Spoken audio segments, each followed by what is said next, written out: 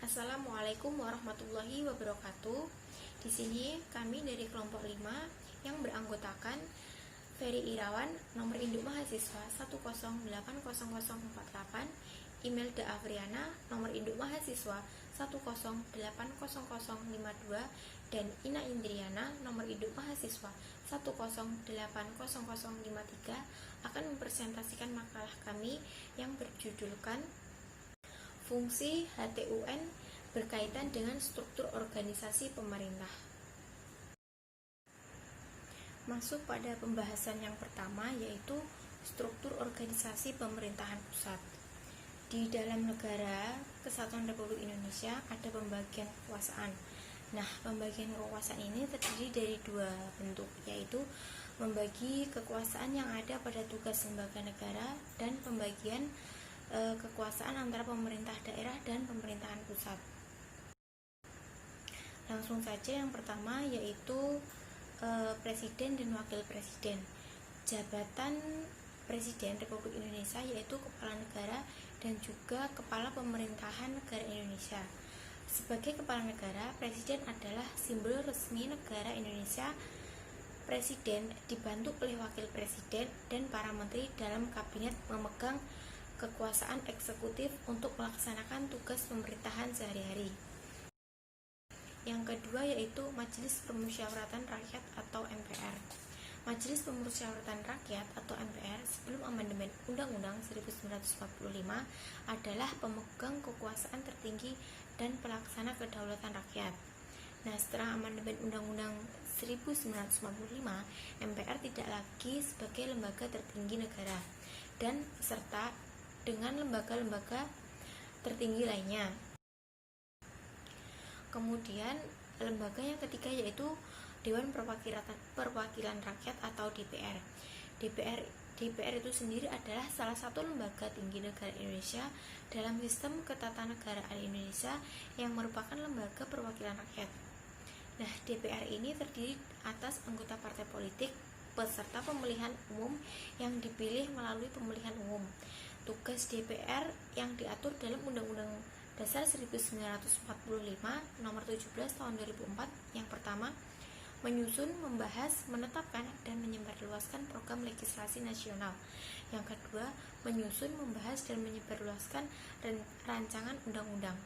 Yang ketiga, menerima rancangan undang-undang yang diajukan oleh DPD berkaitan dengan otonomi daerah, hubungan pusat daerah, pembentukan dana pemekaran, serta penggabungan daerah, dan lain-lainnya. Yang keempat yaitu melakukan pengawasan terhadap pelaksanaan undang-undang, APBN, dan juga kebijakan pemerintah. Yang kelima yaitu membahas dan menindaklanjuti hasil pemeriksaan atas pengelolaan dan tanggung jawab keuangan negara yang disampaikan oleh BPK. Yang keenam yaitu melaksanakan tugas lain yang diatur dalam undang-undang. Kemudian lembaga yang keempat yaitu Dewan Perwakilan Daerah atau DPD.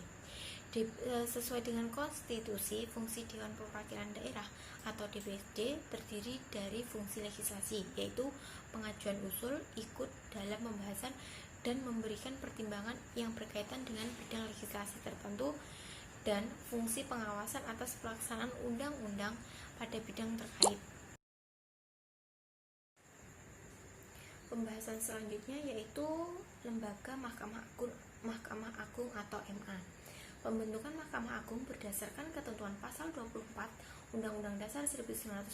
Mahkamah Agung sebagai lembaga negara pelaksana kekuasaan yudikatif, yang merupakan pengadilan tertinggi negara yang membawahi badan-badan peradilan lainnya sebagai pelaku kekuasaan kehakiman di wilayah negara Kesatuan Republik Indonesia.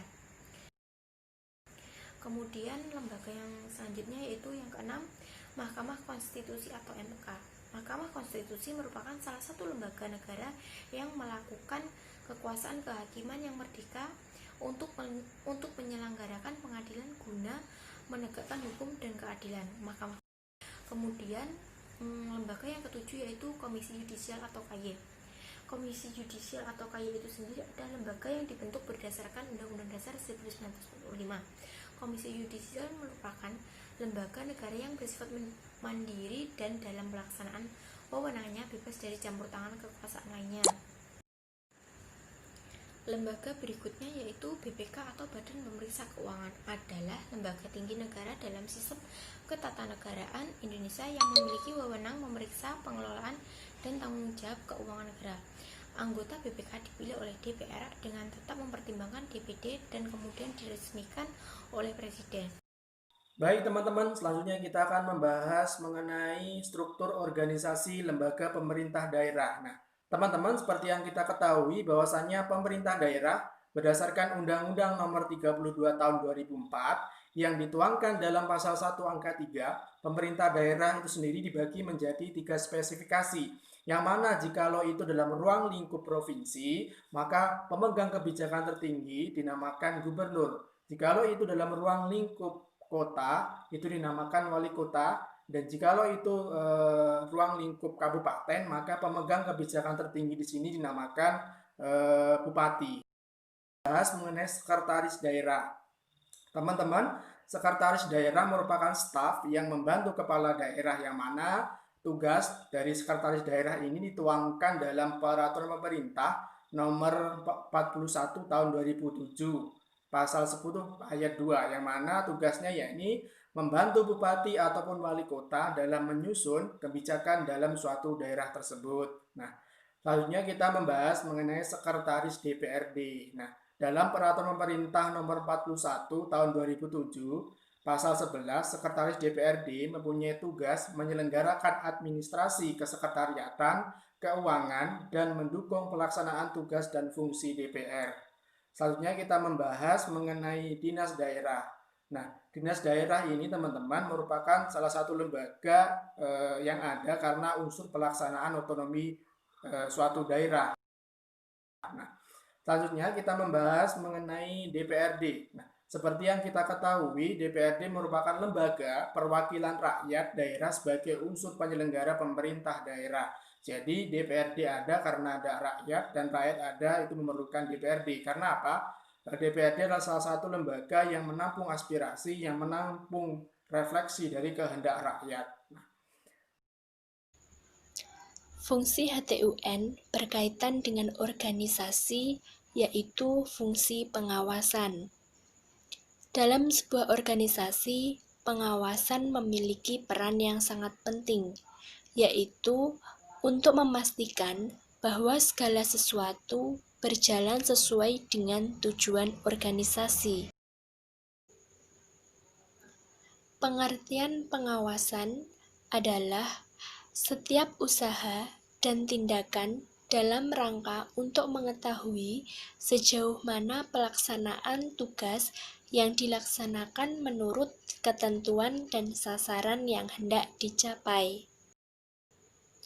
Tujuan dari pengawasan adalah untuk menilai kenyataan yang telah terjadi dan dibandingkan dengan seharusnya terjadi, sehingga akan terlihat apakah hasil yang dicapai telah memenuhi apa yang seharusnya.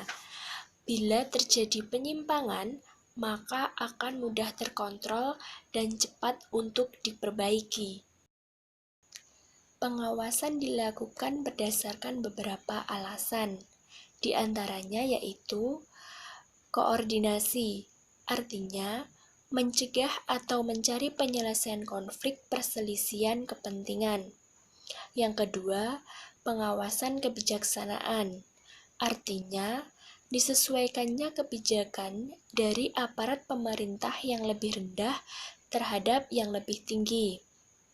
Yang ketiga, pengawasan kualitas, artinya kontrol atas kebolehan dan kualitas teknis pengambilan keputusan dan tindakan-tindakan aparat pemerintah yang lebih rendah. Yang keempat, alasan keuangan, artinya peningkatan kebijaksanaan yang tepat dan seimbang dari aparat pemerintah yang lebih rendah. Yang kelima, perlindungan hak dan kepentingan warga, artinya dalam situasi tertentu mungkin diperlukan suatu perlindungan khusus untuk kepentingan dari seorang warga. Demikian presentasi dari kelompok 5. Ada kurangnya kami mohon maaf dan terima kasih. Wassalamualaikum warahmatullahi wabarakatuh.